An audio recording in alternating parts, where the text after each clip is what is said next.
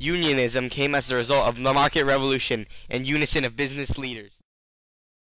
The market revolution allowed inventions and improvements to thrive. However, in order for business leaders to efficiently use these improvements together, they needed to create one place for all the machines. Factories. One of the first factories was the Lowell Textile Mills. I have a very good boarding place. I have enough to eat. The girls are all kind and obliging. I think that the factory is the best place for me, and if anyone really wants employment, I advise them to come to Lowell. Mary Paul.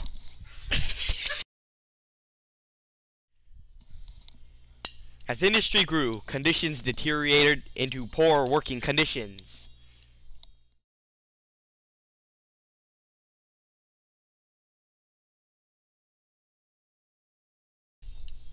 Industry growth also resulted in low wages.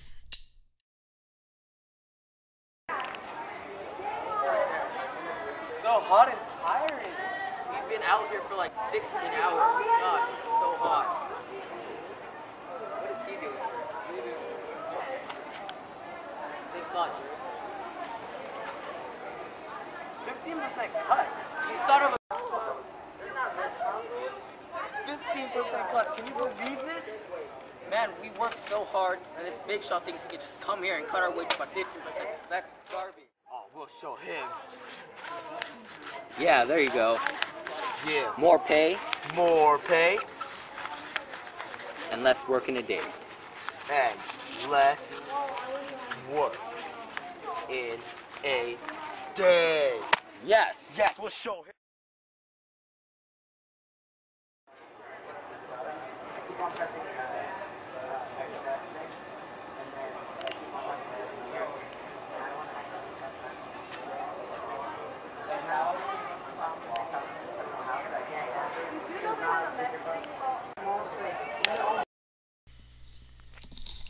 When Lowell Mills issued a 15% wage cut, workers organized a strike.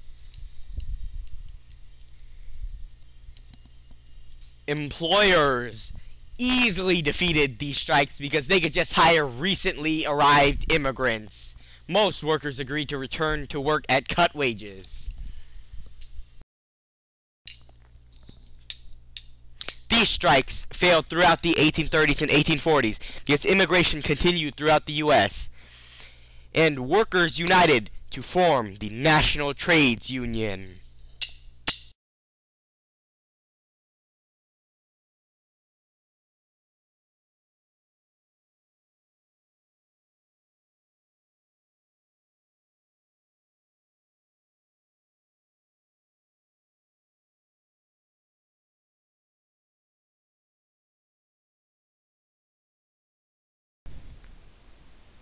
Despite wage differences between the North and the South,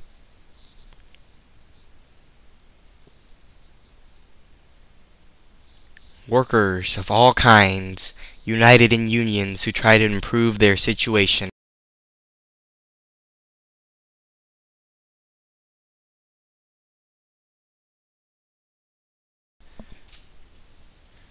One of the most demanding industries, the steel mills, demanded a 7-hour work week.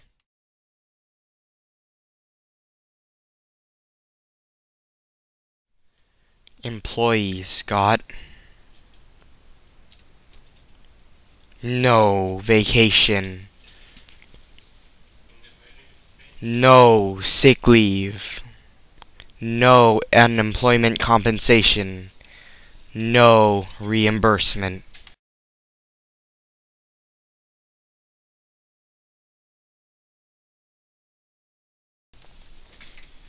Other industry workers, such as a seamstress, also worked very hard in the factories.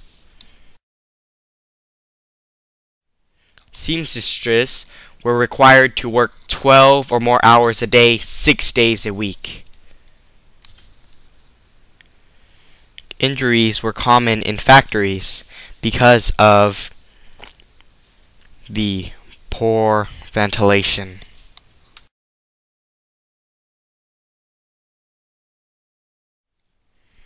An average of 675 laborers were killed in work-related accidents each week. Wages were so low, families could not survive unless everyone had a job.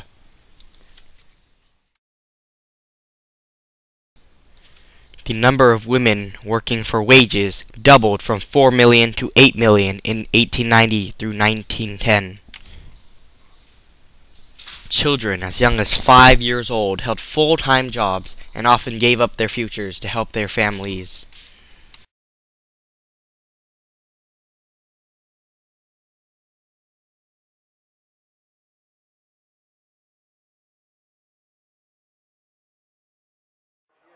Oh god, it's so satisfactory. I can barely even work. Next. I can barely even breathe. Next. Oh, there's the next one. Gosh, so monotonous. Next. Oh no! Are you okay? I think you got a concussion.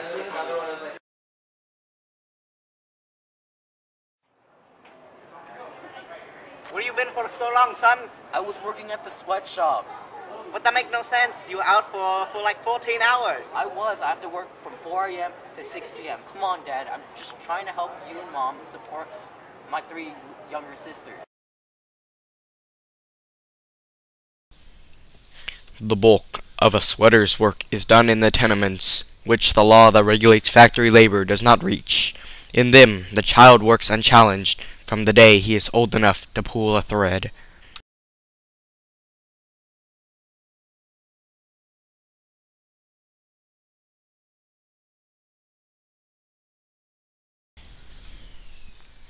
The first large-scale union was the National Labor Union in 1866.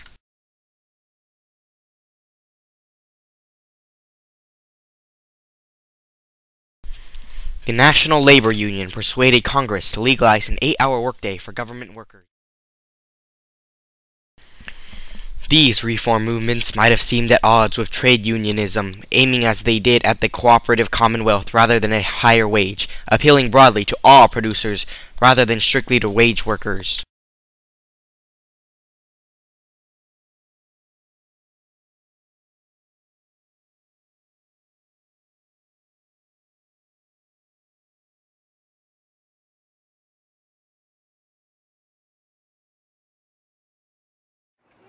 Hello there, right, students. What are you doing? This is a meeting for... The Noble Order of the Knights of Labor. Come join us. Okay.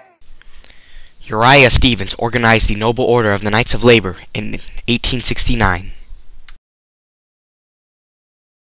Can we all join the Knights of Labor? Who? These people. Even her? And them? Even them? And him? Well, of course.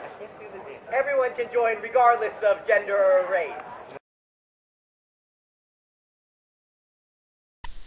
An injury to one is an injury to all. The Knights were open to all workers, regardless of age, race, or gender. They advocated an 8-hour workday and equal pay for equal work.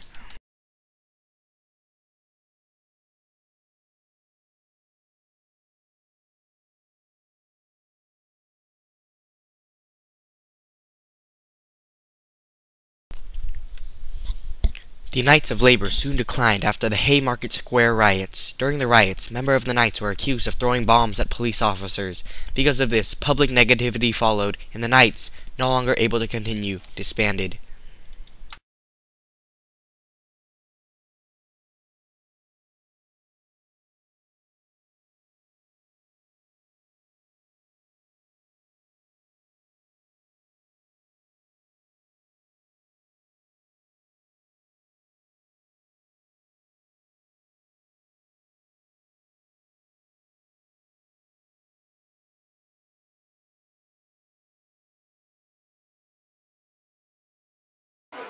It's 1935. Should we pass the Wagner Act? Yes, the Wagner Act will protect the rights of workers to join unions. You should sign it. Okay.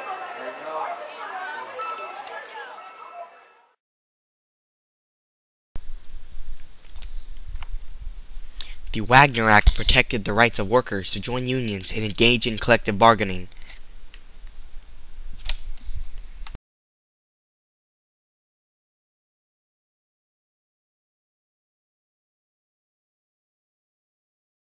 The Wagner Act also prohibited unfair labor practices such as firing union members and interrupting union organizing.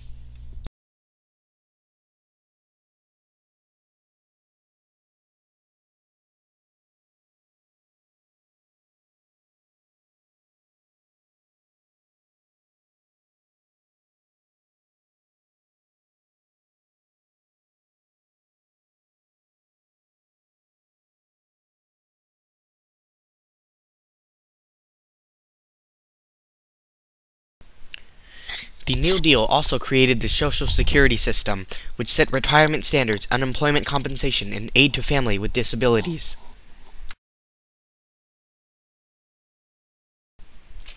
Labor reforms continued to help unions, and Congress soon passed the Fair Labor Standards Act, which set the maximum hours of work per week at 40 hours. It also set the minimum wage at 40 cents an hour.